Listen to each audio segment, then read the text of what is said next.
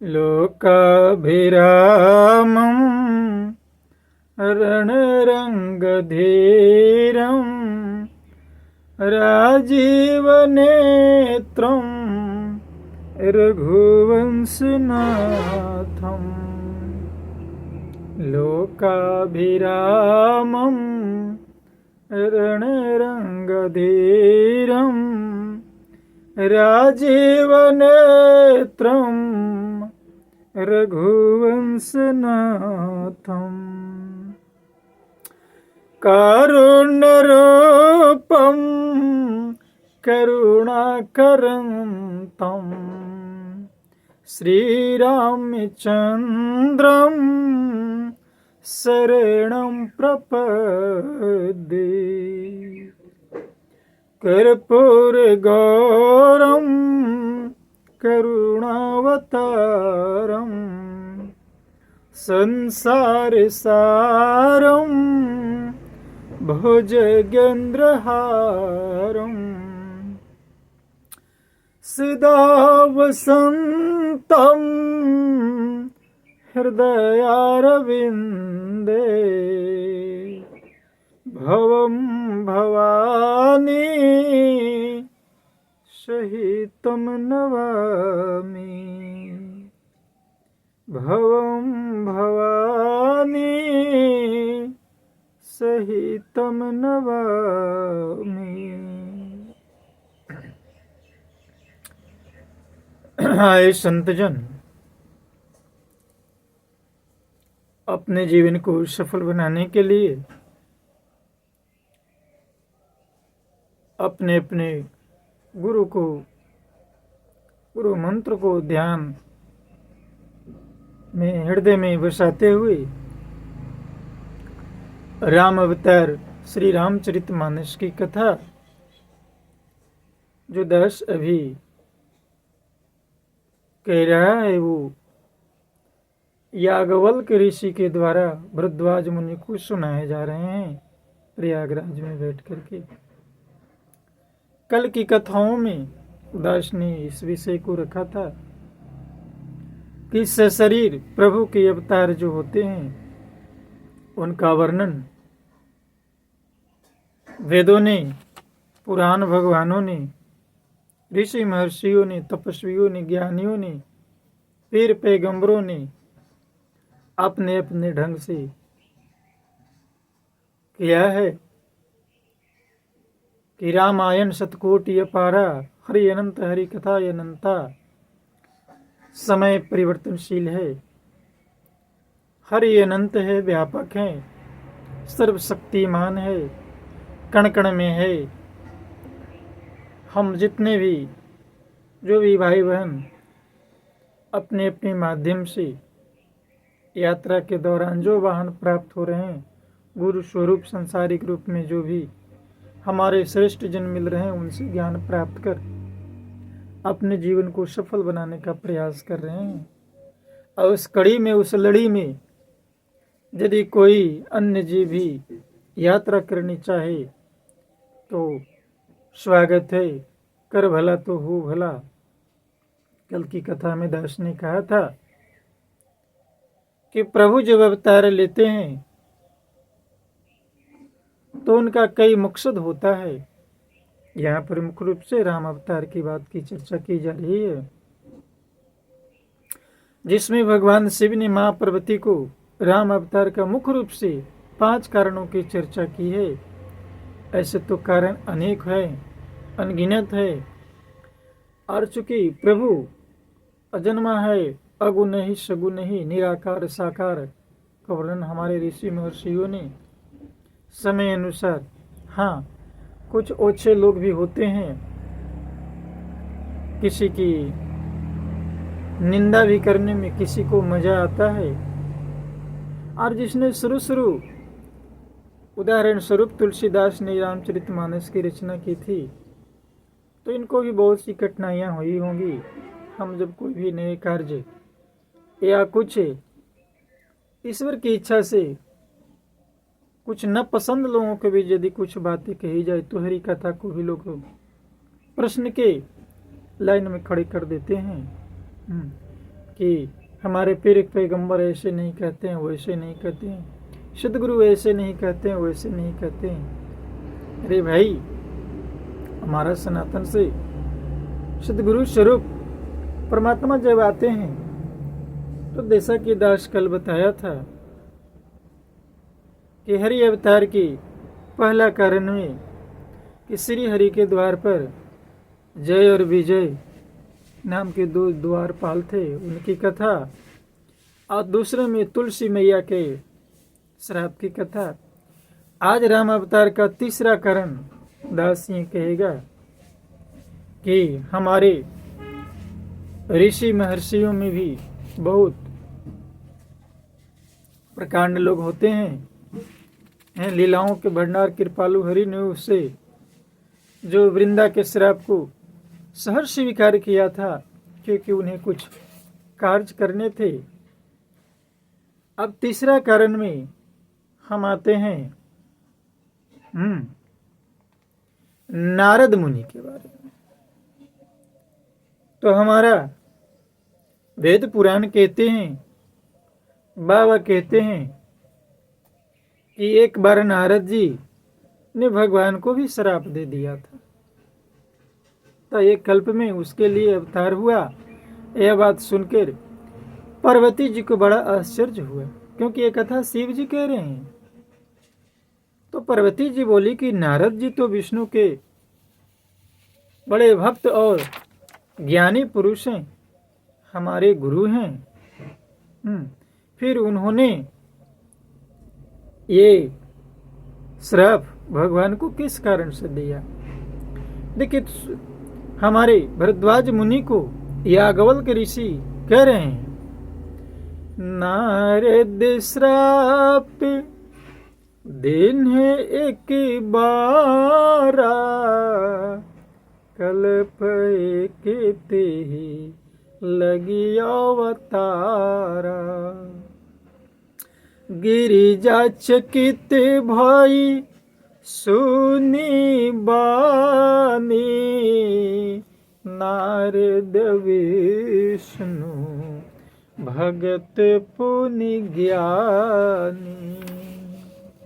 करन कवन श्राप मुनि दीन्हा, काय पिरादे रमापति कीन्हा। यह प्रसंग मोहि कहु पुरारी, मुनि मन मोहे आचरज भारी। माँ पार्वती भगवान शिव से पूछती हैं कि हमारे, क्योंकि ध्यान देंगे महर्षि नारद जी माँ पार्वती के गुरु जी थे, और गुरु जी अपराध करे ऐसा कोई शिष्य सुने तो बड़ा आश्चर्य तो होगा ही। उन्होंने त्रिपुरारी जी से पूछा कि हमारे गुरुवर नारद भगवान नारद मुनि ने आखिर कौन सा अपराध किया था? वो तो रमापति भगवान विष्णु के पावन भक्त हैं, हमारे गुरु हैं। हे त्रिपुरारी, हे शंकर जी, यह कथा मुझसे जल्दी कहिए, आखिर क्या कारण है कि उन्होंने भगवान को श्राप दिया? तो प्यारे संतजन, ये कथा कहती है कि यदि भगवान को कोई कार्य करना होता है ना, तो किसी को बहाना बना लेते हैं। पता नहीं किन किन जन्मों का पुण्य किन लोगों को कैसे प्राप्त होता है, ये तो सब वो अंतर्यामी जानता है, सदगुरु जानते हैं, परम पिता परमात्मा जानते हैं, हमारे राम जानते हैं। तो महादेव जी ने हंसकर कहा कि न कोई ज्ञानी है और न कोई मूर्ख। देखिए, ये महादेव की वाणी है, कितनी बड़ी ज्ञान यहाँ पर है। महादेव जी ने हंसकर पार्वती जी से कहा कि न तो कोई ज्ञानी है न कोई मूर्ख है। श्री रघुनाथ जी जब जिसका जैसा करते हैं वह उसी क्षण वैसा ही हो जाता है। तो याज्ञवल्क्य जी देखिए भरद्वाज मुनि से कहते हैं कि मैं श्री रामचंद्र जी के गुणों की कथा कहता हूं, तुम आदर से सुनो। तुलसीदास जी कहते हैं कि मान और मद को छोड़कर आवागमन का नाश करने वाले रघुनाथ जी को भजो।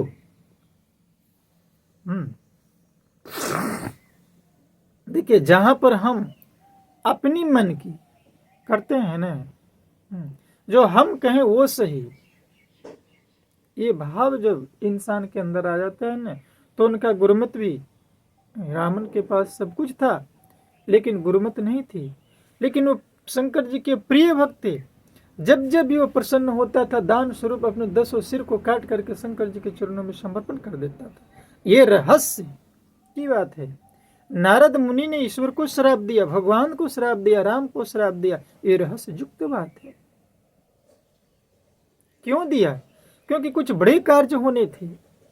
एक समय की बात है कि नारद मुनि, चूंकि देखिए यहां पर नारद जिनकी बातों को कभी रद्द नहीं किया जा सकता है, बहुत बड़े तपस्वी थे नारद भी। और नारद के विषय में यह वर्णन आता है वेद पुराणों में कि वे कभी एक समय एक जगह पर टिकते नहीं थे। उनको ये क्या बोलते हैं, दक्ष प्रजापतियों ने उनको श्राप दे दिया था कि तुम एक जगह पर कभी टिक नहीं सकते हो। अब देखिए ये कथा ही अलग है, तो दास संक्षेप में इस कथा को कहेगा कि नारद जी एक जगह पर क्यों नहीं टिकते थे। तो नारद जी चूंकि वो पार्वती जी के गुरु जी थे, दक्ष के भी जो पुत्र होते थे, पुत्रियां होती थी, बाल बच्चे होते थे, तो दक्ष प्रजापति ने उन्हें अपने बच्चों को शिक्षा देने के लिए आमंत्रित करते थे।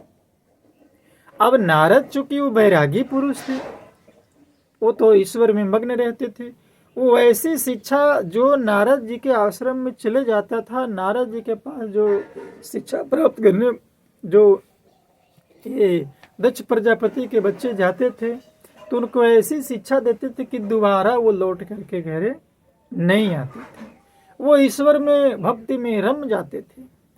और जब ऐसा देखते देखते ये प्रजापतियों ने देखा, दक्ष प्रजापति ने देखा कि हमारे बच्चों को तो ये तो सबको बैरागी बना देता था, कोई आज तक गया से लौट करके नहीं आया, तो उन्होंने क्या किया कि उनको श्राप दे दिया कि तुम एक जगह पर कभी रह ही नहीं सकते हो, और जब न एक जगह पर रहोगे न किसी की शिक्षा दोगे। वे हमेशा तीनों लोग 14 भुवनों में भ्रमण करते रहते थे, लेकिन तपस्वी थे। दुनिया जो कहे, जो सत्य मार्ग के कार्य करने हैं वही स्वीकार न करे, गुरु तो स्वीकार करता है ना, उसे राम भगवान उनको स्वीकार करते थे। तो घूमते घूमते एक समय गंगा नदी के किनारे, गंगा के तट पर वो टहल रहे थे, और टहलते टहलते उनको गंगा की शोभा को देख करके ऐसा मतलब ये प्रीति हो गया, भगवान के चरणों में प्रेम हो गया। भगवान स्मरण करते हुए नारद जी के साप की प्रजापतियों ने दिया था, जिसके कारण वो एक स्थान पर नहीं ठहरते थे, गति जो थी सिर रुक गई, क्योंकि ये ईश्वर की लीला थी। और जब ईश्वर चाहते हैं ने, तो किन्हीं का श्राप या किन्हीं का द्वारा कुछ कही गई वाणी को भी वो क्षण मिनट में समाप्त कर देते हैं। टलते देखा, गति रुक गई और उनको जो है से समाधि लग गई। अब समाधि ऐसी लग गई कि तीनों लोग 14 भुवन में हाहाकार मच गया। और उस समय देवताओं के राजा थे इंद्र। अब इंद्र को ये डर हो गया कि यदि नारद मुनि समाधि में ईश्वर भक्ति में सफल हो जाते हैं तो हमारा राज्य जो है से छीन जाएगा। अब देखिए ना, यहाँ पर आती है बात क्या, सुख हाड़ ले भाग्य सठ, स्वान निरख मृगे राज, छीन ले जनि जान जड़, तिमी सुरपति न लाज। इंद्र के मन में यह डर हुआ कि देवर्षि नारद मेरी पूरी अमरावती का राज्य जो है से छीनना चाहते हैं।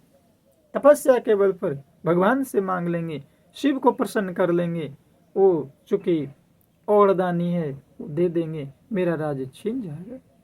जैसे जगत में जो कामी और लोभी पुरुष होते हैं ना, वो कुटिल कौवे की तरह सबसे डरते हैं।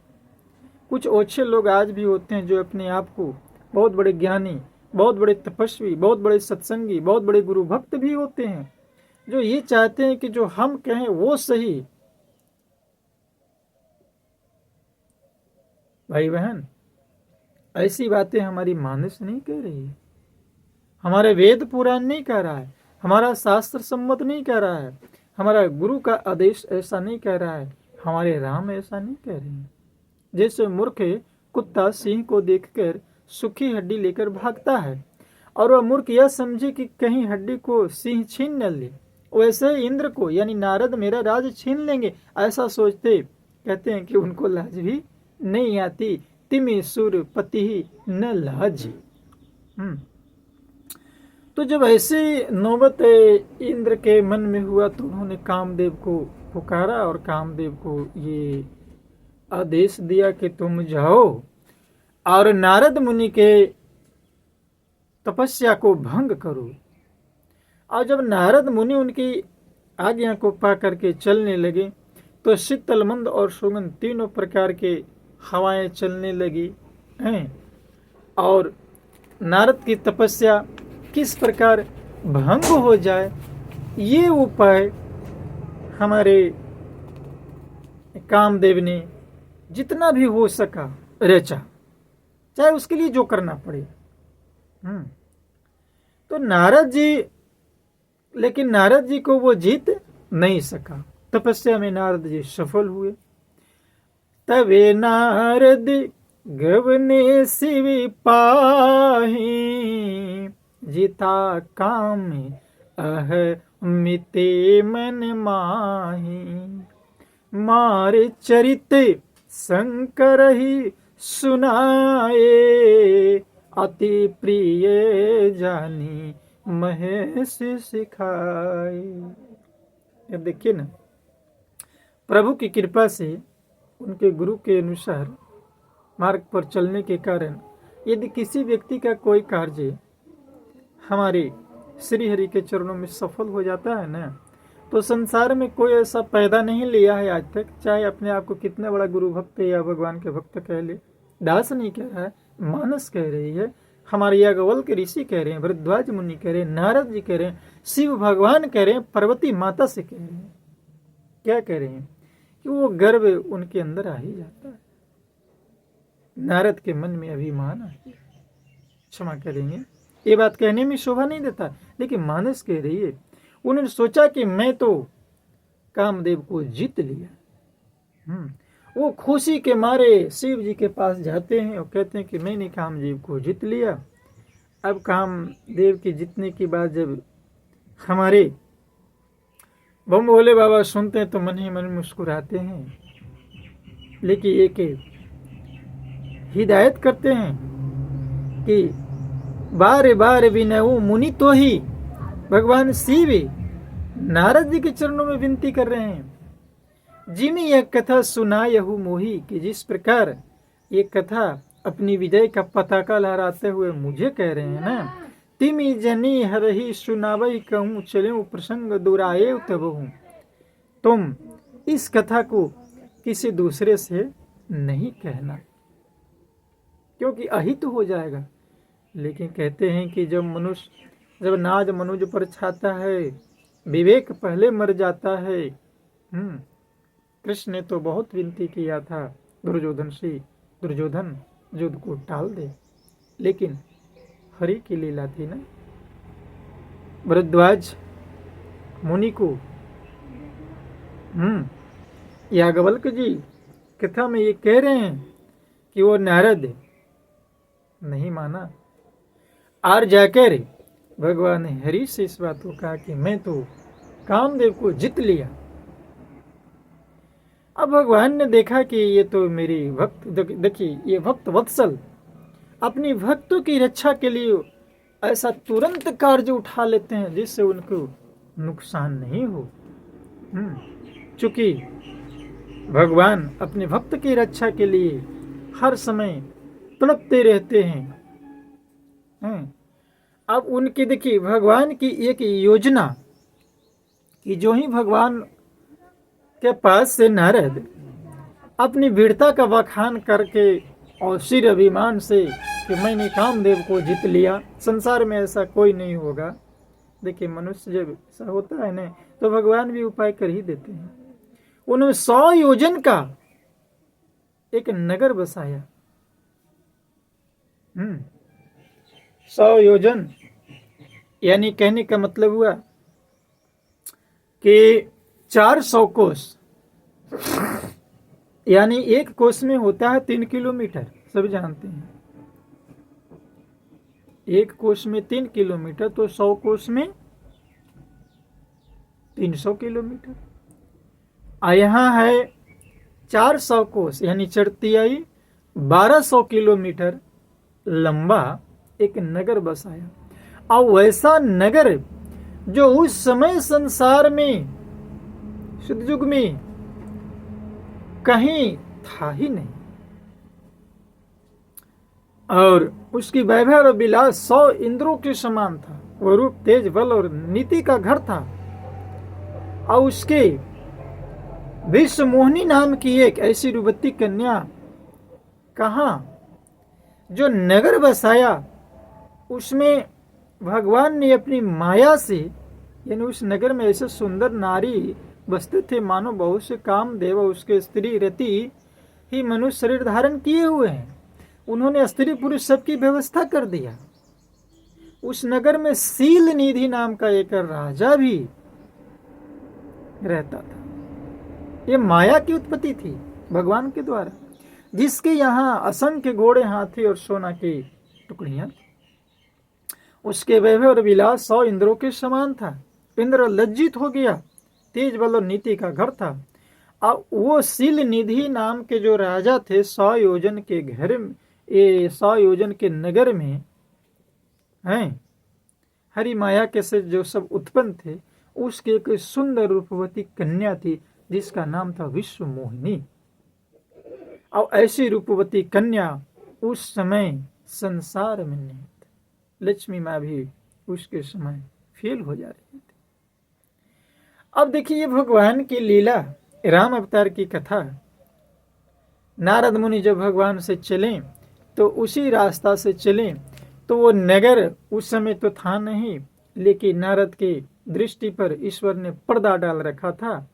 वो रास्ते में देखा कि वाह, इस तरह से मामला जब सुनने में आया कि विश्व मोहिनी नाम की सुंदर कन्या है जिसको वर्ण करने के लिए संसार के तमाम राजकुमार, तमाम ऋषि महर्षि सीलनिधि कन्या को वरेगी, वह अचर जीव उसकी सेवा करेंगे, ऐसा वर्णन आता है। अब नारद जी को पता चला विश्व मोहिनी के बारे में तो व्याकुल हो गए, क्योंकि उसे भगवान अपने लीला में बांध रखा था। तो देखिए अब नारद मुनि मोह माया के जाल में फंस गए। विश्व मोहिनी को प्राप्त करना चाहते हैं, सुंदर कन्या, वो जाल रचना शुरू कर दी है। और उधर प्रभु माया की रंगनी सीलनिधि और विश्व मोहिनी के रूप में रच रखा है। अब नारद मुनि उसमें फंस चुके। लेकिन विश्व मोहिनी तो उसी के गले में न जयमाला डालेगी जो उसके अनुकूल हो। अब संसार में सबसे सुंदर है कौन? अब देखिए हरि की इच्छा, भगवान विष्णु से सुंदर संसार में कोई नहीं है। अब नारद मुनि सुंदर तो उतना है नहीं, अब विश्व मोहिनी उन्हें पसंद करे जरूरी नहीं है। तो उन्होंने फिर जाकर के वापस भगवान हरि से अपना रूप मांगा है कि हमें एक दिन के लिए आप अपना चेहरा उधार दे दीजिए, ताकि हम अपनी क्या इस रूपवती कन्या को, विश्व मोहिनी को वरण कर सकूं। चेहरा उधार मांगा तो प्रभु ने माया का रूप धारण कर उस चेहरा को बानर का रूप दे दिया। और जब बानर का रूप दे दिया तो नारद का अपना चेहरा तो अपने से दिखाई नहीं दे, लेकिन प्रभु की लीला में कृपालु कौन जान सका। शीतल हो गए नारद जी, नेत्र शीतल, उनमें बड़े ही हर्षित हुए। अब तो काम ही बन ही जाएगा। और नारद जी आर्त होकर के अपनी विनती की। प्रभु ने वैसा रूप बना दिया बानर का। और उसी समय देखिए नारद जी कहते हैं, जय विधिनाथ होई हित मोरा, करहूँ सो बेगी दास मैं तोरा। नारद जी कहते हैं कि हे नाथ, जिस तरह मेरा हित हो आप वही कार्य शीघ्र कीजिए, मैं आपका दास हूँ। आपकी अपनी माया का विशाल बल देख दिन दयालु भगवान मन ही मन हंसकर बोले। अब देखिए चेहरा तो बानर का उनको दे दिया गया।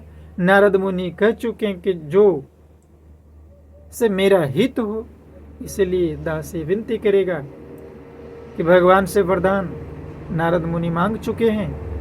नारद मुनि को भगवान ने अपना चेहरा की जगह बानर की चेहरा बना चुके हैं।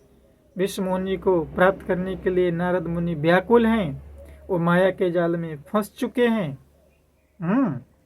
लेकिन एक यहाँ पर बड़ी सुंदर बात आई कि जेहि विधिनाथ होई हित मोरा, करहूँ सो बेगी दास में तोरा।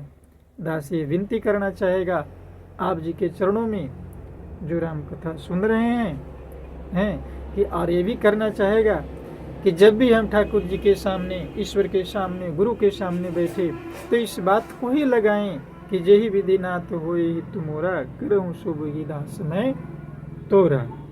आज की कथा यहाँ तक दास श्रवण किया। अब देखिए भगवान किस प्रकार अपने भक्त के हित के लिए क्या करते हैं, एक कल की कथा में फिर हम श्रवण करेंगे। और बड़े आनंद से दास यूँ कहेगा कि हे प्रभु, यदि दास के चैनल पर आप पहली बार राम कथा सुन रहे हैं, ये टूटी फूटी भाषा में, ये गरीब की कथा है, क्योंकि दास गरीब है, भगवान गरीब नहीं हो सकते। आप चैनल को सबसे पहले सब्सक्राइब कर देंगे, लाइक करेंगे, शेयर करेंगे, दास का हौसला बढ़ेगा। ये विनती करना काम है, बाकी आपकी इच्छा जैसा आपका उचित लगे, क्योंकि दास राम कथा कह रहा है जो अपने गुरु से प्राप्त किया है, अपने श्रेष्ठ जनों से प्राप्त किया है। तो दास विनती करता है कि देखिए भगवान अपने भक्त की रक्षा के लिए क्या करते हैं, दास कल की कथाओं में कहेगा। तब तक के लिए कथा को यहीं पर विराम देता है। प्यार से कहना जय श्री राम।